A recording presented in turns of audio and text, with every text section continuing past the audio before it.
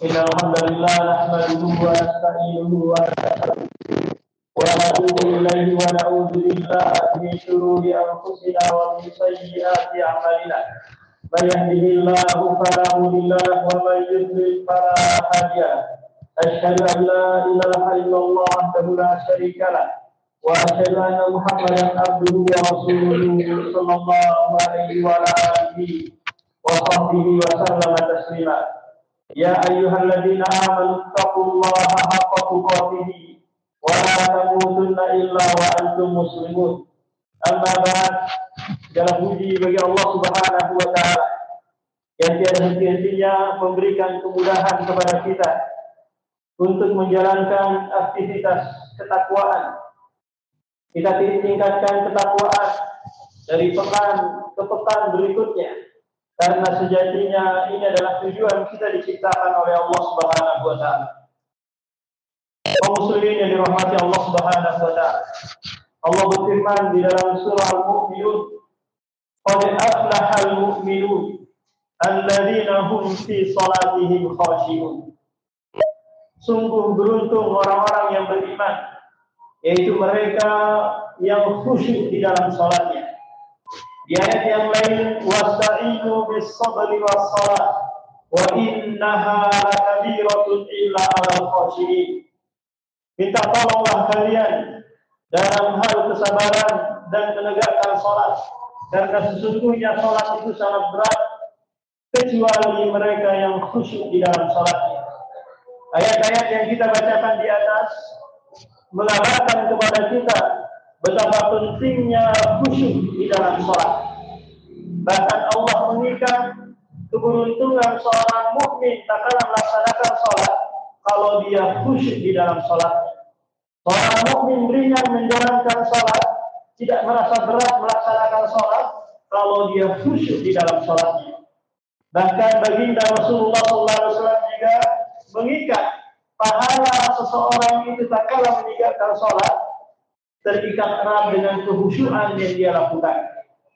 Kalau dia khusyuknya banyak dalam salatnya, maka banyak pula pahala yang dia akan peroleh.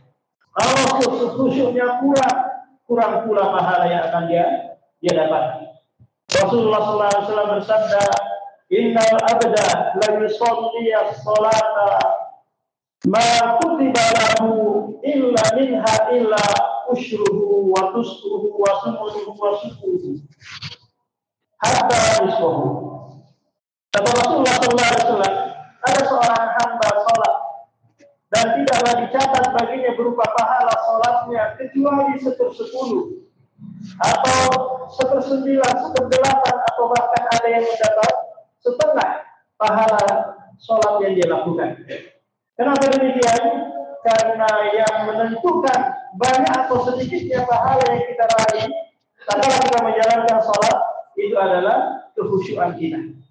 Bahkan Abdullah bin Mas'ud radhiyallahu anhu berkata, "Laisa laka min salatika illa ma aqamah." Tidak ada pahala yang engkau dapati dari salatmu kecuali engkau khusyuk di dalamnya.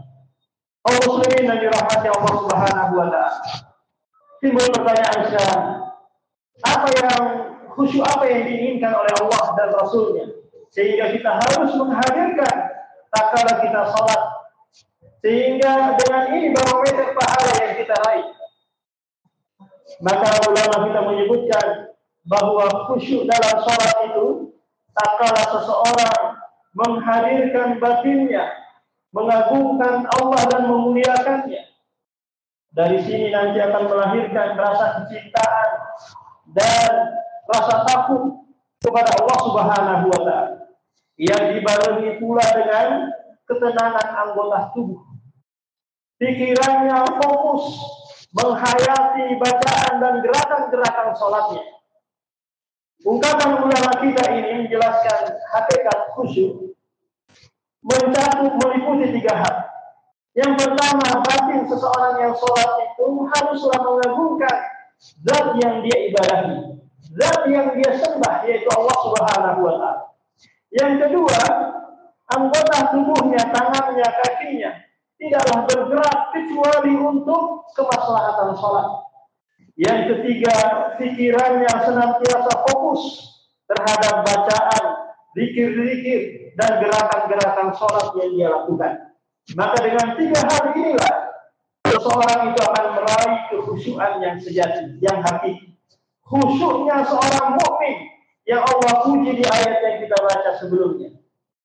Beda halnya dengan kekhusyuan orang-orang munafik yang mana mereka khusyuk hanya anggota tubuh saja. Kelihatannya mereka tenang, kelihatannya mereka sambil mengucurkan air mata, akan tetapi batin mereka tidak khusyuk, pikiran mereka kemana-mana. Maka ini adalah khusyu'un nifaq yang dibenci oleh para sahabat. Kaum muslimin yang dirahmati Allah Subhanahu wa taala. Orang-orang yang menegakkan sholat itu memiliki 5 tingkatan. Entah nanti kita di tingkatan yang mana dari yang kita sebutkan nanti. Tingkatan yang pertama, ada orang yang sholat tapi tidak memperhatikan lahiriah sholat, tidak memperdulikan kesempurnaan wudu, tidak memperhatikan pakaian yang dia pakai, waktunya juga dia kadang terlambat sholatnya. Ketika dia menegakkan sholat lagi, dia sholatnya terburu-buru, cepat, sehingga tidak ada tumainah pada sholatnya. Maka orang yang seperti ini, sholatnya tidak dianggap. Kenapa? Karena syarat dan rukunnya dia tidak hadirkan. Dan orang yang seperti ini sholatnya tidak mungkin akan khusyuk di dalam sholatnya. Ketika Rasulullah duduk-duduk di dalam masjid, lantas ada seorang sahabat masuk, kemudian sholat 2 rakaat. Selesai sholat, dia datang kepada Rasulullah sambil mengucapkan salam, Assalamualaikum. Dijawablah oleh Rasulullah salamnya. Kemudian kata Rasulullah, irji fasolli fa innaka lam tusolli. Kembali lagi sholat, karena engkau belum sholat. Akhirnya pemuda ini kembali lagi sholat. Sebagaimana dia sholat seperti yang pertama. Kemudian datang lagi kepada Rasulullah, mengucapkan salam. Kata Rasulullah, irji fasolli. Kembali lagi sholat, karena engkau belum sholat. Sampai 3 kali pemuda ini melaksanakan sholat seperti itu. Akhirnya dia menyerah dan berkata, wahai Rasulullah, tidak ada yang lebih baik sholatku daripada ini. Alimni, ajarkan aku. Akhirnya Rasulullah mengajarkan tentang tata cara sholat yang dibarengi dengan apa? Dengan tumainah. Ini tingkatan yang pertama. Tingkatan yang kedua, ada orang yang melaksanakan sholat secara lahiriahnya sudah bagus. Wudunya sudah sempurna, pakaiannya, tempat sholatnya juga sudah tidak tergesa-gesa. Akan tetapi pikirannya masih memikirkan perkara-perkara dunia, masih dia pikirkan jualan ikannya di pasar, dia pikirkan pekerjaannya di kantor. Hal-hal dari urusan di luar sholat, dia senantiasa hanya memikirkannya. Sementara badannya bergerak menunaikan sholat. Maka orang yang seperti ini, sholatnya sah. Tapi pahala yang dia dapati sesuai dengan kadar kekhusyuan yang dia hadirkan. Kalau kekhusyuan yang dia hadirkan lebih sedikit daripada pikiran dia tentang urusan dunia, maka sebegitu pula dia dapatkan pahala.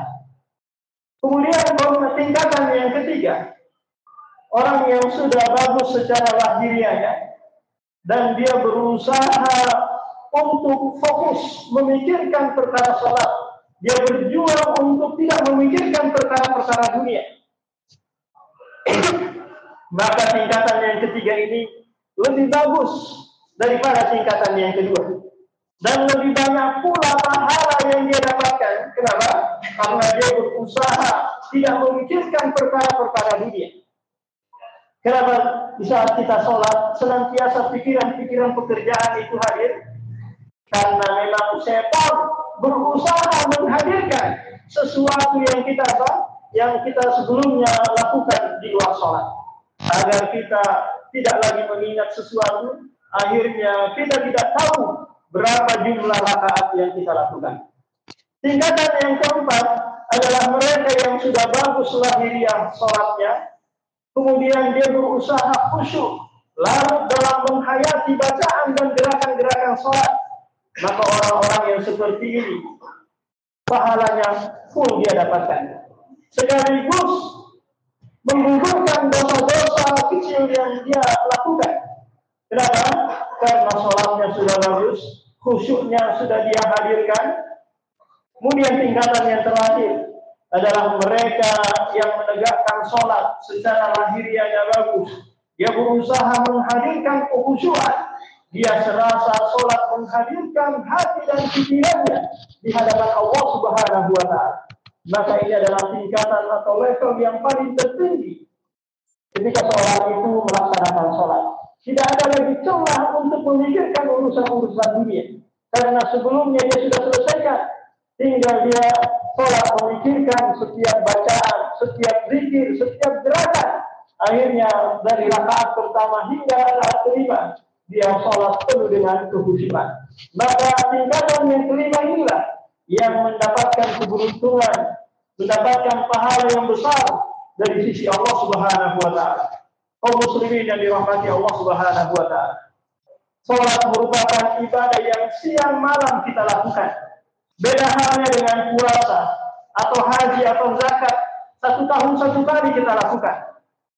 Sementara sholat siang malam, maka berusahalah kita untuk khusyuk, untuk senantiasa fokus memikirkan bacaan, gerakan dalam sholat kita. Berusaha kita memalingkan pikiran-pikiran urusan dunia, agar kita akan mendapatkan pahala yang sempurna di dalam menjalankan sholat kita.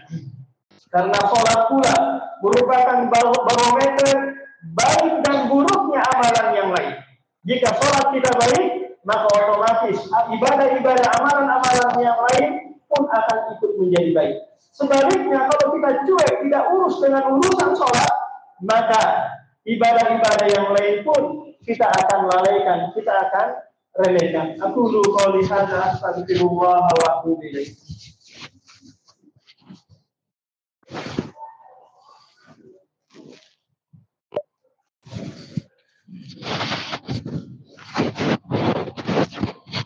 Alhamdulillah hamdan katsiran thayyiban mubarakan fi kama yuhibbu rabbuna wa yarda. Asyhadu an la ilaha illallah wahdahu la syarika lah wa asyhadu anna Muhammadan abduhu wa rasuluhu.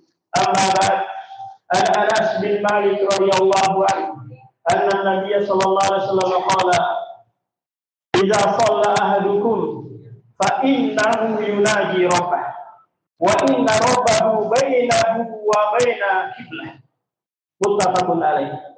Dari Anas radhiyallahu anhu bahwasanya Nabi bersabda, apabila salah seorang di antara kalian menegakkan salat, maka sejatinya kalian sedang berbisik-bisik, sedang bermunajat kepada Allah Subhanahu wa Ta'ala, dan roh kalian berada di antara kalian dengan kiblat. Allah Subhanahu wa Ta'ala memperhatikan salat yang sedang kita lakukan. Allah melihat, mengawasi. Maka perhatikanlah kesiapan kita sebelum sholat. Pakaian kita, wudhu kita, tempat sholat kita, urusan-urusan dunia. Ada hajat-hajat yang lain dari urusan dunia, selesaikan dulu. Ketika makanan dihadirkan, kita berhajat untuk memakannya, selesaikan dulu. Jangan buru-buru menuju sholat, menuju masjid untuk sholat, karena akan mengurangi atau bahkan menghilangkan kekhusyuan Anda. Dan berusaha pula ketika melaksanakan sholat, menghayati, memaknai setiap gerakan, setiap bacaan, dan setiap zikir. Maka dengan hal-hal inilah kita akan meraih kekhusyuan di dalam sholat. Allahumma firil muslimina wal muslimat wal mu'minina wal mu'minat al-ahya'i minhum wal amwat. Rabbana la tuzigh qulubana ba'da idh hadaytana wa hab lana min ladunka rahmah innaka antal wahhab. Rabbana zalamna anfusana wa in lam taghfir lana lanakunanna minal khasirin. Rabbana taqabbal siyamana wa salatana wa sadaqatana ya rabbal alamin. Rabbana atina fid dunya hasanah wa fil akhirati hasanah wa qina adzabannar.